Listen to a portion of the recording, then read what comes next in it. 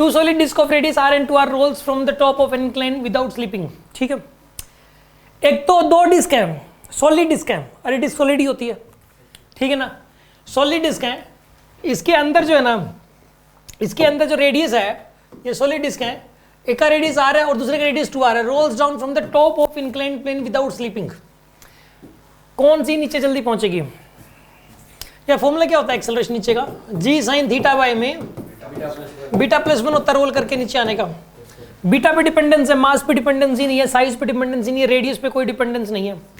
तो ऐसा तो कुछ नहीं है कि पहले बिगर या स्मॉलर पहुंचे, क्योंकि रेडियस पे ही डिपेंडेंस नहीं है. तो ये बिगर और स्मॉलर वाला तो मामला ही खत्म हो गया. Time difference of reaching of the disc at the horizontal level will depend on the inclination of the plane. ये बिल्कुल सही बात है, थीटा पे डिपेंडेंस है, एक्सेलरेशन कम ज्यादा हो जाएगा. लेंथ तो उतनी ही ट्रैवल करनी है, ये इंक्लिनेशन है. यहाँ पे लेंथ तो जो भी है, यहाँ से डिस्क यहाँ से यहाँ तक जानी है, तो लेंथ तो जो भी है फिक्स है, लेंथ तो जो भी है फिक्स है इसके अंदर.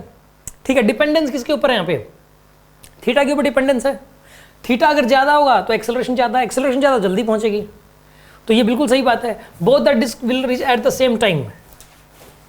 टाइम डिफरेंस कह रहा है, टाइम डिफरेंस तो होगा ही नहीं वैसे. टाइम, मुझे लगा टाइम डिपेंड करेगा, मुझे ये कह रहा है टाइम डिफरेंस डिपेंड करेगा. नहीं नहीं, ये भी गलत है. टाइम तो सेम ही टाइम पे पहुंचेंगे इकट्ठे ही, क्योंकि दोनों के लिए थीटा तो जो भी है सेम ही रहेगा ना, दोनों के लिए थीटा. अगर किसी एक डिस्क के टाइम की बात हो रही होगी, टाइम इसको एक ही डिस्क को कितना टाइम लगेगा, उस टाइम की वैल्यू क्या थीटा पे डिपेंड करेगी? यस. लेकिन ये कह रहा है कि टाइम डिफरेंस, क्या ये थीटा पे डिपेंड करेगा?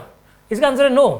टाइम डिफरेंस तो है ही नहीं, दोनों पहुंचेंगे इकट्ठी, क्योंकि दोनों का बीटा सेम है और दोनों के लिए थीटा भी जो भी है सेम है. बढ़ाओगे तो दोनों के लिए बढ़ेगा, घटेगा, घटाओगे तो दोनों के लिए घटेगा. सेम इंक्लाइंड प्लेन पे दोनों डिस्क. इसका मतलब कितनी बड़ी डिस्क हो सेम टाइम को? एग्जैक्टली, एक छोटी डिस्क एक बड़ी डिस्क ले लो, कितनी भी बड़ी ले लो, क्यों ना ले लो, अगर वही इंक्लाइंड प्लेन है और दोनों ही रोल करते हुए आ रही है, क्योंकि ज्योमेट्री बीटा पे डिपेंड कर रहा है. बीटा डिस्क के लिए कितना होता है? 1/2. अब बीटा क्या होता है? रिंग के लिए होता है 1, क्योंकि moment of inertia MR square है, तो इसके आगे का कोएफिशिएंट 1 है, तो बीटा 1 हो जाएगा. डिस्क का जो बीटा है वो कितना हो जाएगा? mr स्क्वायर बाय 2, तो 1/2 हो जाएगा बीटा. होलोस्फीयर कितना हो जाएगा? 2/3. समझ में आ गया होगा आपको ये, है ना?